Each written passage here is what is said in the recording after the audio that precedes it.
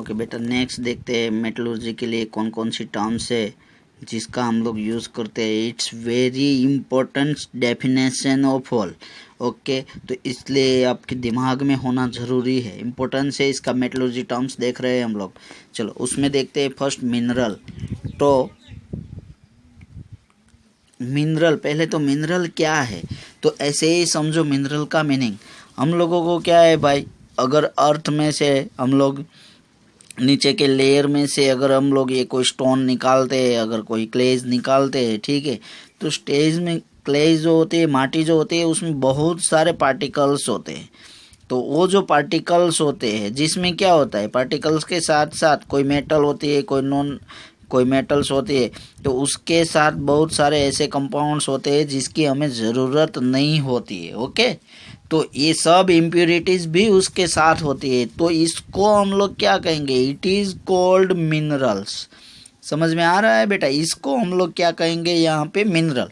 चलो, मिनरल यानी क्या, जो मेटल्स होती है उसके साथ जो इम्प्योरिटीज एक्स्ट्रा होती है, क्ले होती है, सैंड होता है, ठीक है, तो वो सब जो, या तो फिर अननोन कंपाउंड्स ऐसे बहुत सारे होते हैं जो कंबाइंड स्टेट में मेटल के साथ मिक्स होते हैं, तो वो सब को क्या कहते हैं बेटा, मिनरल कहते हैं। मिनरल की डेफिनेशन क्या है, अब समझ में आ जाएगा आप लोगों को इजी तरह से। मिनरल देखो, the compounds of metals, compounds of metals यानी ये compounds of metals that occur in nature along with Rocky and other impurities.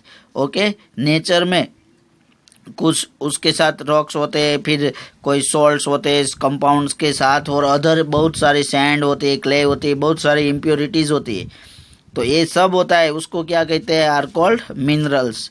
और मिनरल्स में से क्या हो सकता है, may not give profitable extraction, यानी उसमें से 100% हम लोगों को एक्सट्रैक्शन नहीं कर सकते मिनरल में से, ठीक है, या तो फिर मिनरल्स में से मिल सकता है, मे और मे नॉट गिव, या तो गिवन हो सकता है या तो फिर गिव नहीं भी हो सकता। ओके, तो उसको क्या कहते हैं बेटा, मिनरल कहते हैं उसको।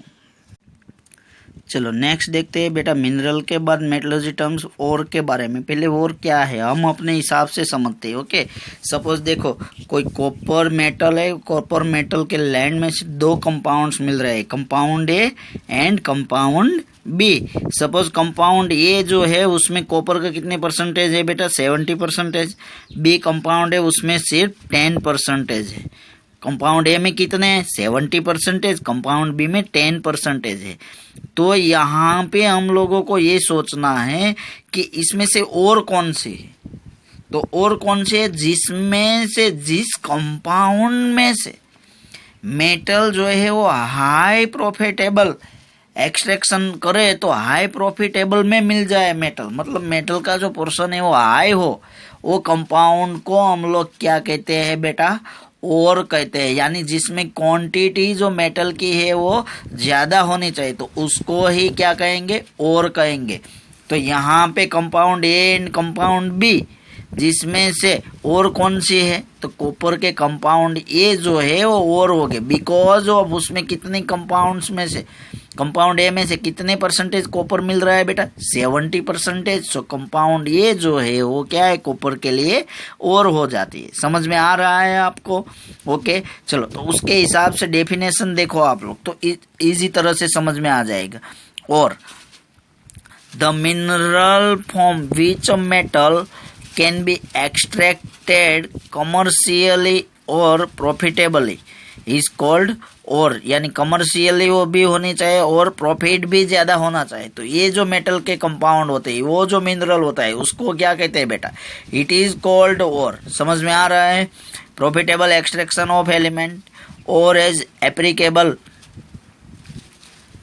Quantity of metal in it, मतलब क्वांटिटी भी क्या होनी चाहिए, ज़्यादा होनी चाहिए, एक तो प्रॉफिट भी होना चाहिए और क्वांटिटी भी ज़्यादा होनी चाहिए, तो उसको क्या कहते हैं बेटा, और कहते हैं। तो समझ में आया, यहाँ पे कॉपर के compound A and compound B है, तो उसमें कंपाउंड ए जो है वो कॉपर के 70% मिल रहा है, इसलिए कंपाउंड ए जो है वो क्या होगा बेटा, और हो जाएगा। समझ में आया सबको, आई होप अंडरस्टैंड एवरीवन।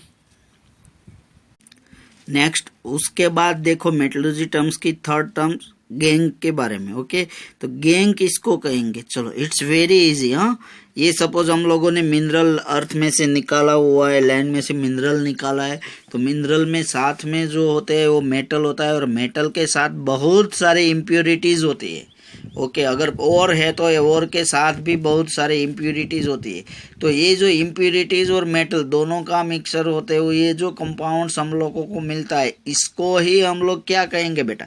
इसको ही क्या कहते हैं? गैंग। ओके, देखो उसकी definition, it's very easy. Impurities present in ore, यानी ओर में क्या प्रेजेंट होना चाहिए बेटा? इम्प्योरिटी जो ओर में प्रेजेंट होती है, सिर्फ हम लोगों को किस में देखनी है? ओर में देखनी है। ओके, ओर में जो इम्प्योरिटीज प्रेजेंट होती है उसको ही क्या कहते हैं? गैंग कहते हैं, या तो फिर उसको क्या कहते हैं बेटा?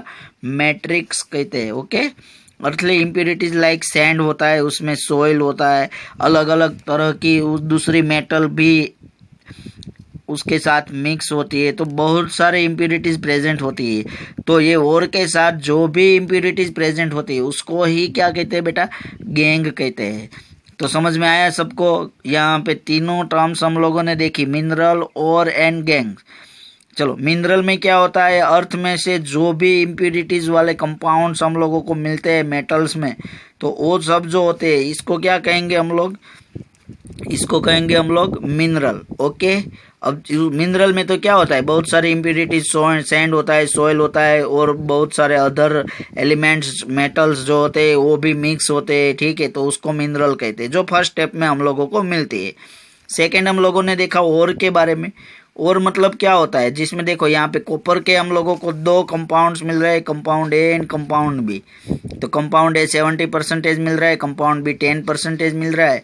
तो जिसमें से क्या हो, देखो कमर्शियली एंड और प्रॉफिटेबली भी होना चाहिए और क्वांटिटी भी ज़्यादा हो जाए, तो उसको क्या कहेंगे हम लोग? और। तो यहाँ पे कंपाउंड ए एंड बी है, तो उसमें से कॉपर कंपाउंड ए जो है वो 70% है, इसलिए कंपाउंड ए हमारे लिए क्या हो जाएगा बेटा? और।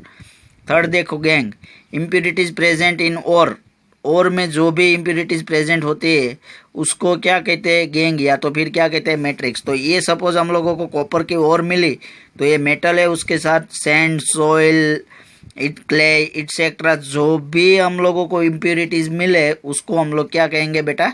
गैंग कहते हैं। ओके, चलो, तो एवरीवन अंडरस्टैंड? यस और नो? यस और नो? समझ में आया सबको? It's very easy. हाँ, तो अच्छी तरह से बेटा साथ में रीड भी करते रहना, ऐसे ही बैठे मत रहना, नोट्स बनाओ, अच्छी तरह से लिखते भी रहो उसमें।